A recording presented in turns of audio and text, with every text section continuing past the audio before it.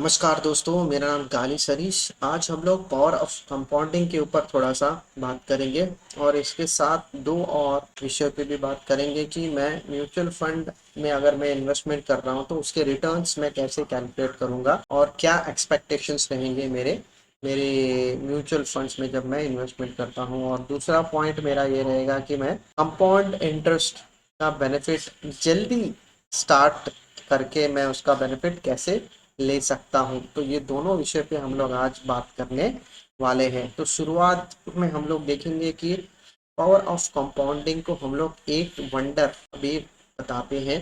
तो ये eight wonder क्यों है हम लोग देखेंगे। सबसे पहले हम लोग स्कूल लेवल्स पे सिंपल इंटरेस्ट और दूसरा कंपाउंड इंटरेस्ट के हम लोगों ने पढ़ा था, उसको फिर से हम लोग यहाँ पे देखेंगे कि एक्चुअल डिफरेंस क्या है। यदि आप 1 लाख इन्वेस्टमेंट कर रहे हो, 5 साल का टाइम है और आपको यदि 8% का आपको इंटरेस्ट मिलता है तो आपका सिंपल इंटरेस्ट कितना हो जाएगा। टोटल सिंपल इंटरेस्ट 5 साल में तो ये 8,000 है। तो इसको मैं अगर पूरा मेरा सिंपल इंटरेस्ट कितना हो जाएगा, 40,000। तो टोटल अमाउंट मेरा कितना हो जाएगा, 1 लाख प्लस ये 40,000 का मेरा टोटल अमाउंट हो जाएगा अगर मैं सिंपल इंटरेस्ट की तरह से इसको लिखता हूँ। अब मैं इसी कैलकुलेशन को हम लोग कंपाउंड इंटरेस्ट के लिए यूज करेंगे। तो यहाँ पे हम लोग डायरेक्टली इसका कैलकुलेशन का एक फॉर्मूला रहता है, हम लोग उसको देखेंगे। फॉर्मूला क्या है, अमाउंट कितना अमाउंट है, 1 लाख। स्कूल में हम लोगों ने इसको पढ़ा था, उसी को मैं यहाँ पे आपको मैं बता रहा हूँ। 1 प्लस इंटरेस्ट रेट को ब्रैकेट करके रेस टू 5। तो यहाँ पे हम लोगों को अमाउंट आ गया। अमाउंट कितना है देखो आप 1,40,933। तो मेरा टोटल कंपाउंड इंटरेस्ट कितना हो गया, तो टोटल 5 साल में मुझे कंपाउंड इंटरेस्ट कितना मिला है, 46,000। तो मेरा डिफरेंस कितना है, तो डिफरेंस तो ये मेरा एक्चुअल डिफरेंस दिख रहा है। तो ये अमाउंट मेरे लिए बहुत ज़्यादा इम्पॉर्टेंट हो जाता है क्योंकि 5 साल में कुछ भी डिफरेंस नहीं है। एक प्रोडक्ट आपको सिंपल इंटरेस्ट दे रहा है, एक प्रोडक्ट आपको कंपाउंड इंटरेस्ट दे रहा है। तो कंपाउंड इंटरेस्ट देने की वजह से आपको एक्चुअली डिफरेंस बिना कुछ रिस्क लिए आपको उसी प्रोडक्ट पे आपको 6,900 का आपको यहाँ पे डिफरेंस दिख गया। तो इस तरह से हम लोगों को कंपाउंड इंटरेस्ट का डिफरेंस यहाँ पे पता चलता है। अभी इस कॉन्सेप्ट के साथ हम लोग देखेंगे कि म्यूचुअल फंड्स में मुझे रिटर्न्स कैसे कैलकुलेट करने हैं। तो पॉइंट 1 को यहाँ पे हम लोग फिर से दोहराते हैं। तो ये देखिए, अभी इस पॉइंट पे यदि आप लमसम इन्वेस्टमेंट करना चाहते हो तो एक अमाउंट ले लेते हैं लमसम 1 लाख। 1 लाख का लमसम अमाउंट है। इक्विटी में आप इन्वेस्टमेंट कर रहे हो तो एक्सपेक्टेड रिटर्न्स आपका 12% हम लोग पकड़ के चलेंगे। तो ये 12% का आपका एक्सपेक्टेड रिटर्न है। और टाइम, कितने समय के लिए आप इसमें इन्वेस्टमेंट करने वाले हो, 10 साल। तो वैल्यू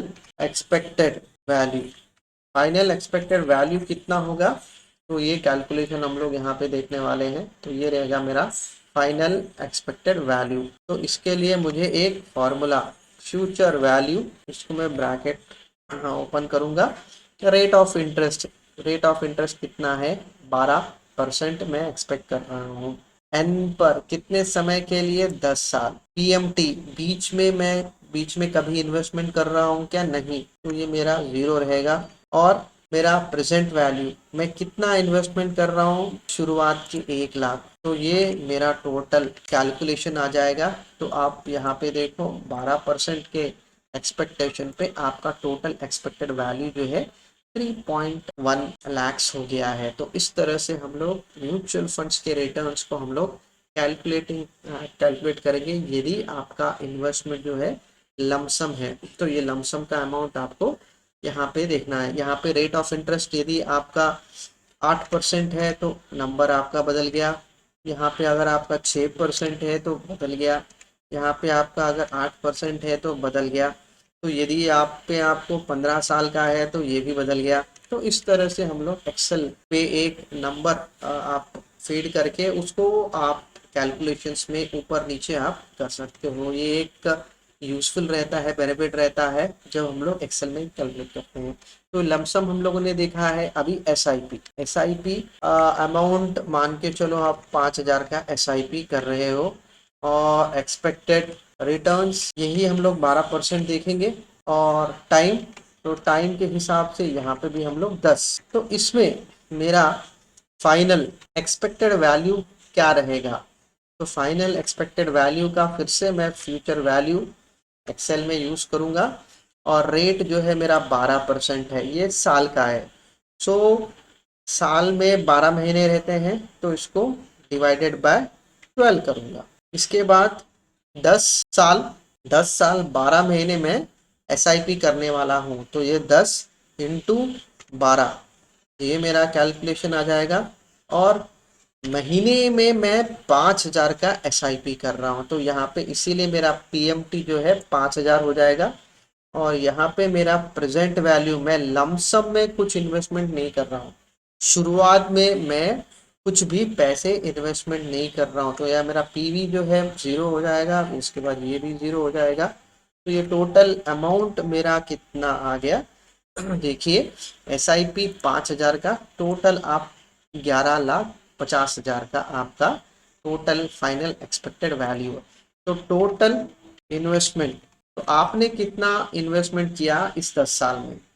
तो इसके लिए मुझे 5,000 इंटू 10 साल इंटू 12 महीने, तो ये आपको टोटल इन्वेस्टमेंट पता चल गया। मतलब ये आपने 6 लाख इन्वेस्टमेंट किया और आपका ये फाइनल एक्सपेक्टेड वैल्यू है। तो टोटल गेंस कितना हो गया आपका? Total gains 11 lakh minus 6 lakh, so 5.5 lakh का आपको टोटल गेंस दिख रहा है। तो ये इस तरह से हम लोग कैलकुलेट करेंगे यदि आप एसआईपी की बात करते हो, यदि आप लमसम की बात करते हो। तो बेसिकली कैलकुलेटर्स बहुत रहते हैं, तो कैलकुलेटर्स आप यूज कर सकते हो, उसके लिए मैं आपको डिनाई नहीं करूंगा।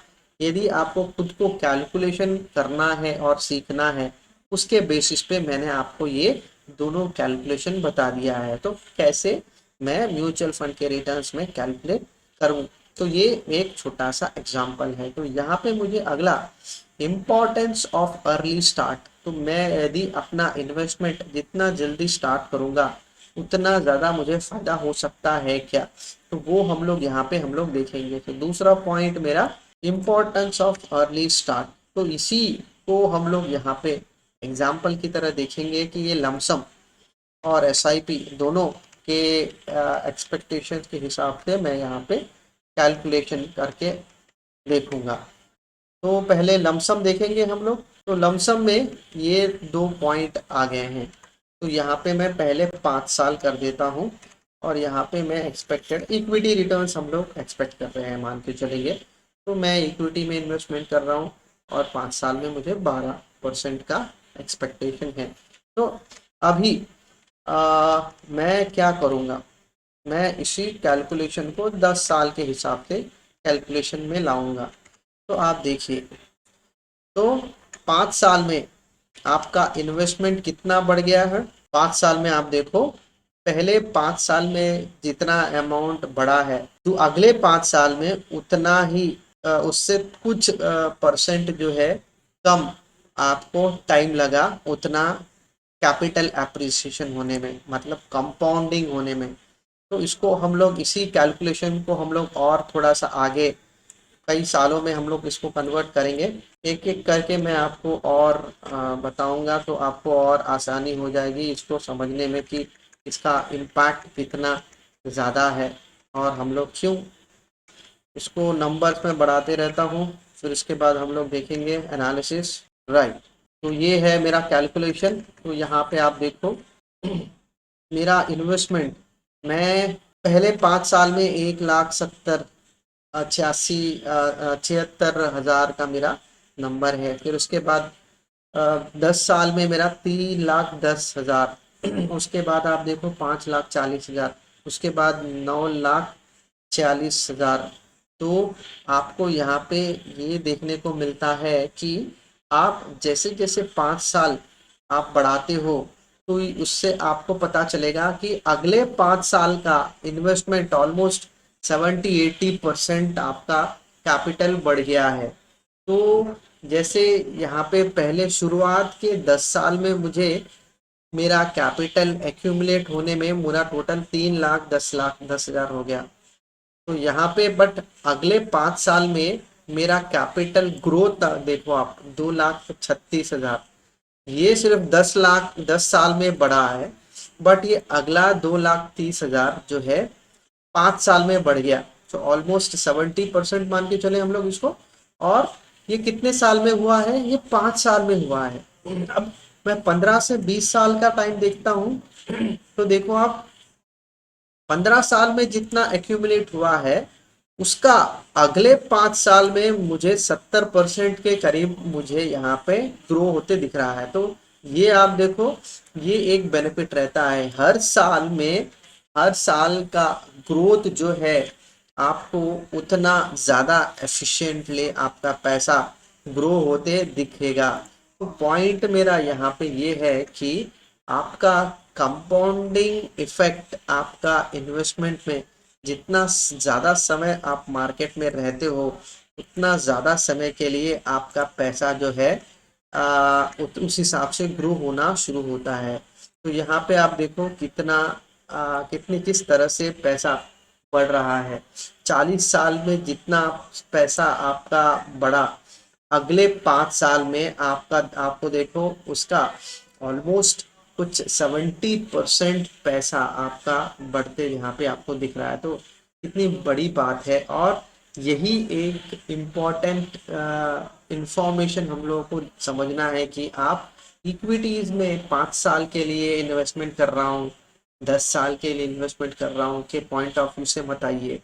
कम से कम 20-25 साल के लिए अगर आप आपका इन्वेस्टमेंट अगर आप प्लान करते हो, तो आपको कंपाउंड फैक्टर के वजह से आपको बहुत ज़्यादा फायदा होगा। तो सिंपल तरीके देखिए आप, ये आप 1 लाख आपने इन्वेस्टमेंट किया है, 45 साल के बाद आप देखो 1,36,63 लाख का आपका कैपिटल हो गया।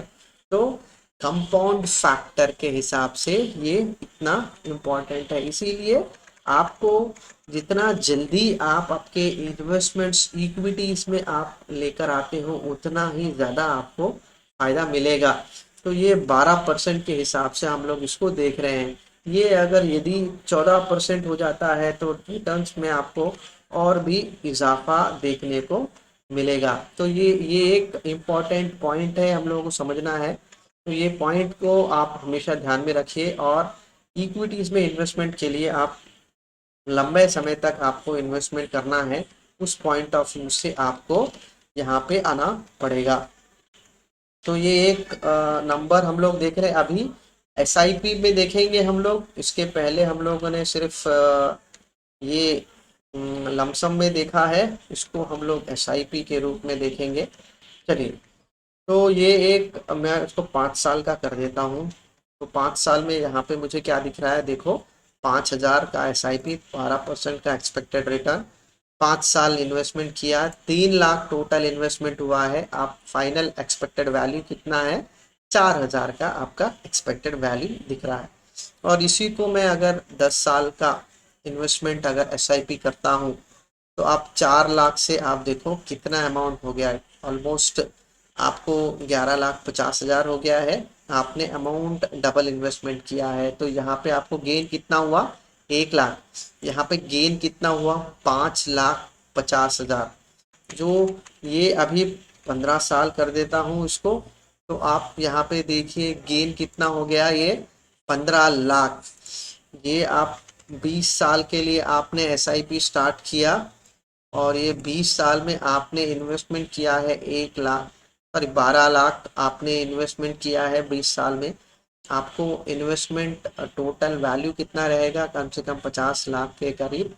और यहाँ पे आपको देखो कितना गेन मिला है, 37 आपको मिल रहा है 37 लाख का बेनिफिट मिल रहा है। ये 25 साल का मैं अगर कैलकुलेट करता हूँ 38 सॉरी ये 78 का बेनिफिट यहाँ पे आपको मिल रहा है। 30 साल का देखेंगे, 30 साल का बेनिफिट क्या है। 30 साल का बेनिफिट इस हिसाब से देखो आप, ऑलमोस्ट 1,56 लाख का बेनिफिट आपको मिल रहा है 35 ईयर्स का। आप देखो आप इन्वेस्टमेंट कितना कर रहे हो, 21 लाख, आपको बेनिफिट कितना मिल रहा है, 3 करोड़ का आपको बेनिफिट मिला है। ये 40 साल का आपका एसआईपी है, तो 40 साल के एसआईपी के हिसाब से आप देखो आप इन्वेस्टमेंट कितना कर रहा है, 24 लाख इन्वेस्टमेंट कर रहे हो और बेनिफिट कितना मिल रहा है, 5,60,00,000 के करीब आपको बेनिफिट मिल रहा है। तो डिफरेंस आप देखो, कंपाउंडिंग फैक्टर का एक्चुअल बहुत ज़्यादा बेनिफिट आपको एसआईपी में मिलता है।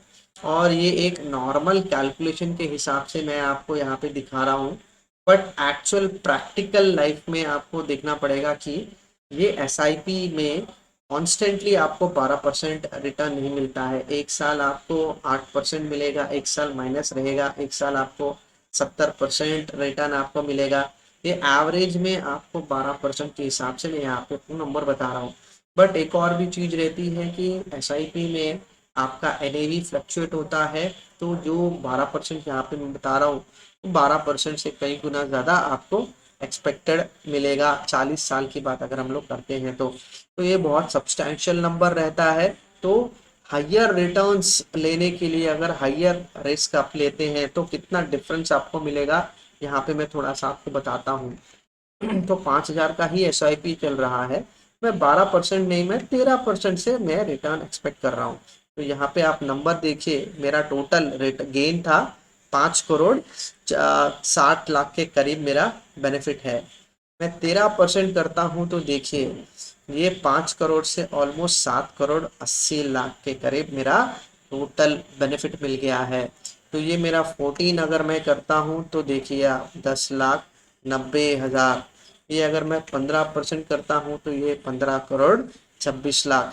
तो एक्चुअली ये 15% कितना दूर तक जाएगा वो बात नहीं है, बट यहाँ पे मेरा पॉइंट ये है कि आप यदि इन्वेस्टमेंट करते हो तो जल्दी आपने आपका इन्वेस्टमेंट स्टार्ट करना है। एसआईपी जितना जल्दी स्टार्ट करोगे उतना आपको ज़्यादा बेहतर तरीके से मुनाफा मिलेगा। तो ये पॉइंट ऑफ व्यू से आपको समझना जरूरी है कि power of compounding mutual funds में खासकर एसआईपी में बहुत ज़्यादा आपको बेनिफिट मिलेगा एज कंपेयर टू आपको लमसम। लमसम करने से लमसम बुरा है मैं ये नहीं बोलूँगा, बट आपके कैश फ्लोज के हिसाब से आप लमसम और एसआईपी दोनों को आप आपके इन्वेस्टमेंट प्लान में बिल्कुल लाइए, और जितना जल्दी आप आपके इन्वेस्टमेंट स्टार्ट करोगे उतना ज़्यादा बेहतर आपको बेनिफिट मिलेगा आपके इन्वेस्टमेंट में। तो शुक्रिया दोस्तों, आपके कुछ कमेंट्स होंगे तो बिल्कुल आप मेरे वीडियो पे बिल्कुल बताइए, ताकि आपको मैं